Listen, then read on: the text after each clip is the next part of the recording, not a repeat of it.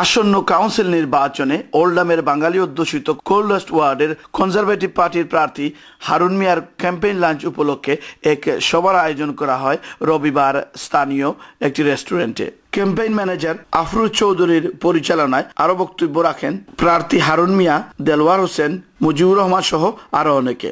সবাই বক্তারা কোল্ডাস্ট ওয়ার্ডের দীর্ঘদিনের বিভিন্ন সমস্যা নিয়ে আলোচনা করেন এবং তাদের বিভিন্ন পরিকল্পনার কথা জানান। অনুষ্ঠান সম্পর্কে ক্যাম্পেইন ম্যানেজার আফরোজ চৌধুরী বলেন, আগামী ইলেকশনের কমিউনিটির ভাইটাল ইস্যু যখন আছে, কমিউনিটি অনেক দাবি দাওয়া আছে, দাবি দাওয়া আদায় করার চেষ্টা করবো। এতে আমরা আপনারা সকলের সাপোর্ট চাইলাম।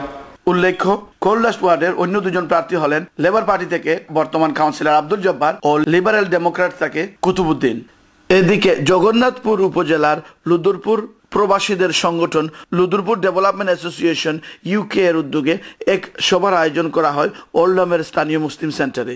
সংগঠনের সভাপতি ইমরান হোসেনের সভাপতিত্বে নুরুল্লাহ ও মওদুদ আহমদের যৌথ পরিচালনায় আরো বক্তব্য রাখেন আবুল হোসেন, দরস মিয়া ও আলাউদ্দিন প্রমুখ। সবাই বক্তারা এলাকার উন্নয়নে বিভিন্ন পদক্ষেপ নিয়ে বিস্তারিত আলোচনা করেন এবং যুক্তরাজ্যে বসবাসরত লুদুরপুরবাসীদের এই সংগঠনের সাথে যুক্ত হওয়ার আহ্বান জানান। Syed Sadek Ahmed, Bangla TV news, Oldham, Greater Manchester.